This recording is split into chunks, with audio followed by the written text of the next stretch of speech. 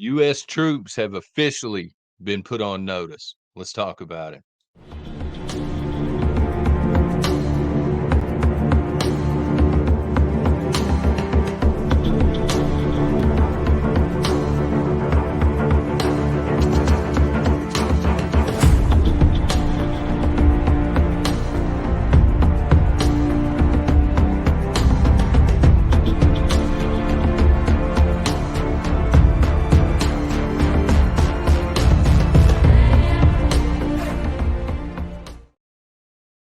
Welcome to Prepper Nation. I am John, obviously. Thank you for watching and listening and shooting a thumbs up and hitting subscribe. Takes a couple of seconds, really helps the channel out. Truly appreciate that. Terry K, thank you for the mean bean this morning, and also Brian Ayers. Terry K, there's no possible way that I could properly pronounce that last name. So please forgive me, but I got your note. Thank you for watching.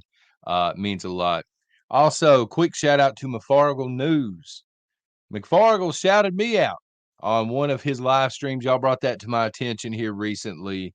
That was pretty awesome. I was a little starstruck by that. So let's dive into it. This comes from the Washington Examiner, but various sources. It's common knowledge, came from the Pentagon as well. Um, you guys were talking about it in the afternoon chat yesterday on the rundown, actually. The U.S. has picked roughly 2,000 troops. They've put them on notice. They've basically put them on standby and said prepare for the possibility of deployment to Israel, which is it's a worrying sign if I'm being honest. Uh, is this merely saber rattling? Because hey, America is known to do it, to rattle those sabers and try and scare foreign nations into compliance. I don't believe so. And I'm going to give you a couple of reasons this morning why I don't believe that's the case. Number one, as I've said for the past week or so now, everything that we are seeing in Gaza and this buildup by Israel is indicative of a major ground campaign, a major ground invasion by Israel and perhaps its allies. And number two, this is a big one for me because as you folks probably know, the recruiting numbers here in the United States of America, they're way down. They're offering cash bonuses anywhere from $30,000 to $50,000 to sign up for the military. They're, I think, giving out calculators, or they're on the fence about it at this point. But to help people out, I guess, give them a little push on the ASVAB test, and then they're kind of lowering the bar of entry into the U.S. military. They're trying to get people within that target age, the 18 to early 20 somethings. They're trying to get them into the military, and they're trying to coax them into the military. This does the opposite. You know, when you're trying to get people to enlist and pitching to them, this is a great lifestyle, and at the same time, with your other hand, you're getting ready to deploy troops into a combat situation. It's not a good look. Um, so it's not going to help with recruiting. They're literally shooting themselves in the foot in terms of recruiting, in my opinion. And I don't see that this would come from just saber rattling. I think there's something bigger at work. But again, that's my opinion. Could be. And I think the official cover story from the Pentagon is that we're going in to help train Israeli troops, which I find interesting because they are some of the most well-trained troops in the world. You could argue they're right up there with the United States. I mean, Israelis, the defense force there, they know war. They understand warfare. Um, Whatever your stance is on Israel versus Gaza, it doesn't matter as long as we all admit that Israelis, their defense force, they know how to fight. They're tough. They don't really need us to come in and show them how wars go and how wars work. Historically, they're very good at it. There's a possibility, I think, maybe that we are going in, and preparing to try and get hostages out, American hostages. Maybe this is why these select troops have been, selected. They've been handpicked, so to speak. Maybe. But most likely, given Joe's track record and given the track record of the generals who answer to Joe Biden directly, most likely we're just blindly throwing stuff into a bad situation. Moving more warships in, moving more munitions into place, stockpiling soldiers, just like we've done in Poland. Because this is what America does. This is what we do. We do warfare, like it or not. This is something that Americans not only are good at, but we can't seem to get enough of. Not us, obviously, but I'm talking about our government. America constantly warmongers. We've got to be in the middle of everything, and in this case, again, you can argue we've equipped both sides to a degree here, and we're funding both sides of the war in an indirect way. But we're constantly warmongering. It's one of the biggest reasons the United States is broke. Janet Yellen yesterday said, "Yeah, sure, America." This was all over mainstream media and social media as well. Sure, America can fight two wars.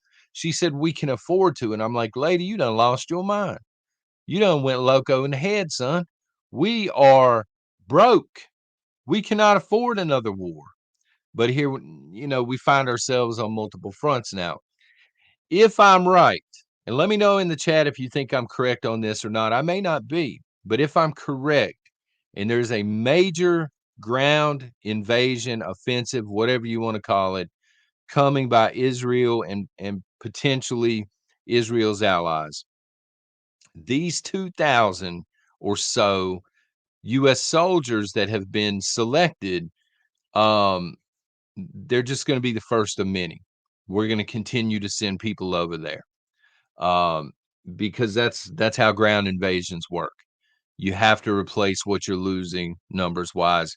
We're seeing the same thing in Ukraine. Ukraine's, not to get too sidetracked here, but Ukraine's biggest issue right now isn't even that they don't have the munitions. They're going around bumming and charioting off of everybody. They're running out of bodies to fight. They literally will not let fighting age men leave the country at this point because they don't have enough bodies. And you would start to see this, I think, to a degree with a major ground offensive. And what's going on in Gaza with Israel, I don't see it ending anytime soon. Um, there could be a ceasefire today. And this is getting into one of Rob's live streams that he put together a few days ago. It was an excellent one. He hit on some great points. There could be a ceasefire right now.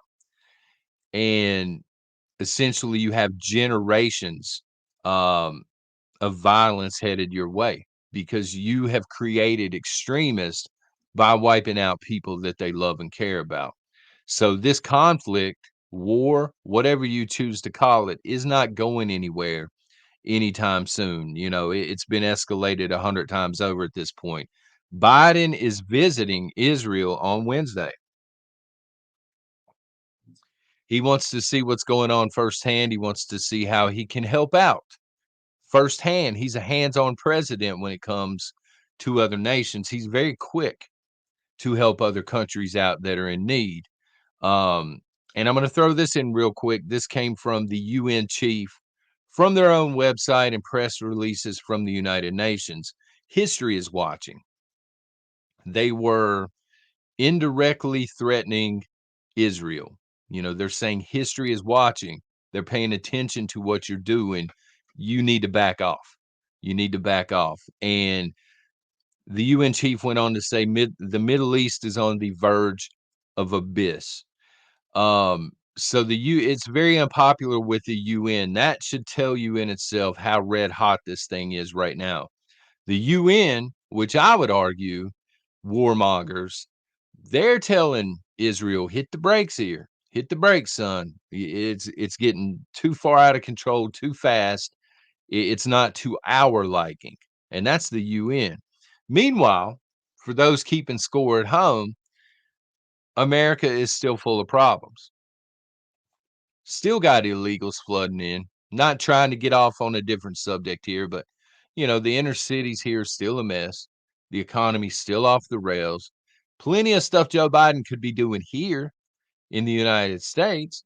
Maybe send Blinken or maybe send Kamala Harris to Israel and you be an actual president for one day of your life and try to address the issues here at home. But he's not going to do that. Um, when you look at the two war fronts that we have right now, because we do have two, folks, the war in Ukraine is more of a Cold War with trench warfare, static warfare. The lines are not moving back and forth that much at this point. It's going to be that way all winter, I think, and it's a war of attrition. We're just dumping money into a black hole. Everything that we send at this point is just money lost, and munitions lost. The thing about Israel and Gaza, it's a different beast. Israel and Gaza, this thing has the ability to become a vacuum war very quickly, meaning it can pull a lot of other nations in. Now, you still have that potential with Poland and the surrounding countries over there in Europe, but the Middle East right now, I mean, there are several countries that have outright threatened Israel. The UN also, again, is now saying pump the brakes. Israel's not pumping the brakes. So this has the potential to get out of control very quickly and drag a lot of people in as well. The United States seems to want to run into it, or at least Joe Biden and his generals do. But if America is sucked into a major war in the Middle East, and I'm talking about a major war, not we're handling a few things over in Afghanistan and then we're going to nation build. I'm talking about a major war right now. Okay, folks, a lot of bad things can happen here at home. You know, will we face rationing at some point because of this war in the Middle East?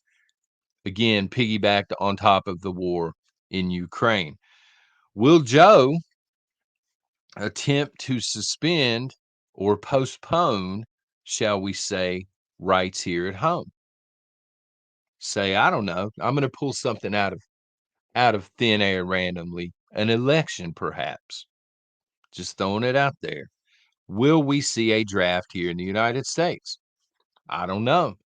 The numbers really don't make sense. I don't see how we get involved in a major ground offensive when we have such a shortfall on enlistment. It makes no sense. If we're going to fight a prolonged, widespread war on multiple fronts, at some point, there's going to be some sort of a draft. I mean, there just has to be. Otherwise, it doesn't make sense. You're not going to win a war like this house to house using drones and technology alone. You actually have to have boots on the ground. And we don't have many boots to speak of. So I want to pivot over now to something that I've seen a lot of you leaving these comments over the past couple of days talking about ammo shortages. Been a lot of beaverines out there saying, John, I'm starting to see holes on the shelf. When I go to buy ammo, when I'm trying to stack ammo, stuff is missing.